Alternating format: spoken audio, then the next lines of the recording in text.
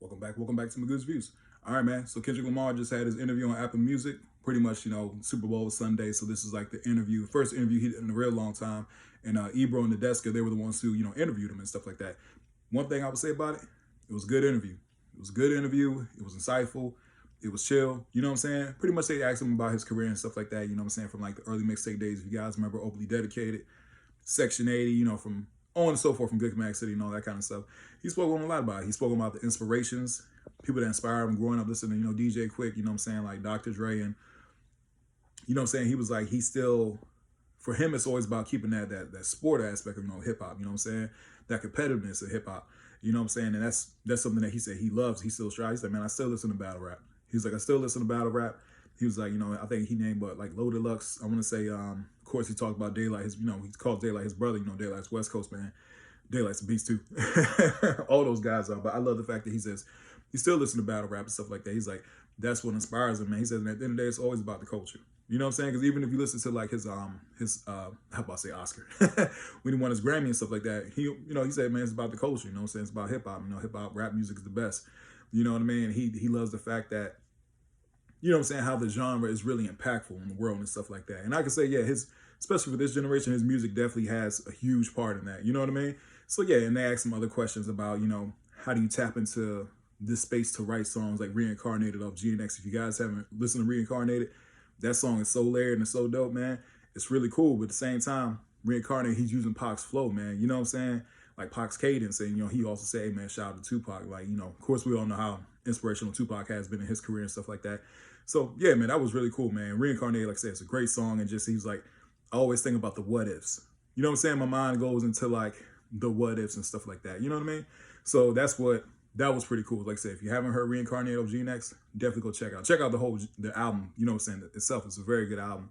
So, yeah, man, that was just a couple things off the top of my head that he spoke about. Now, one of the main things I did hear, when I say didn't hear, but, people were asking him questions and stuff like that. How do you calm down before certain stuff like that? He's like, he works out and stuff like that. He work out or he listens to the Ozzy Brothers, man. One of my favorite groups of all time, bro. You want to talk about a legendary group.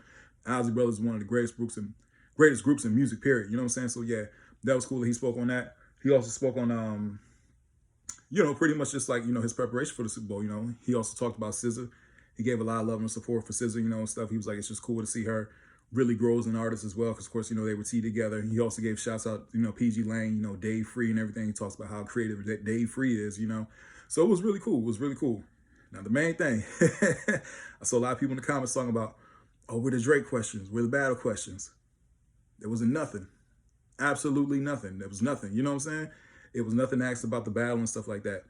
And at this point, it's like, well, hey, I mean, like, what else needs to be said? You know what I'm saying? Now, would it have been something like to hear it come from him? Yeah, but at the same time, I think he's over it. You know what I'm saying? Well, I want to say, I can't, like I say, I can't speak for nobody. I'll say that. Let me rephrase it. I can't speak for nobody. You know what I'm saying? So I don't know what's going on. I don't know what's going on in his head. But at the same time, it was a cool interview because it didn't focus primarily on that. It focused on him, his career, the Super Bowl coming up and everything like that, and just where he is mentally. You know what I'm saying? So it really didn't focus on the battle with Drake. And so I think maybe some people may feel a little bit of, feel a little bit away, kind of about, feel a little bit indifferent on that. You know what I'm saying?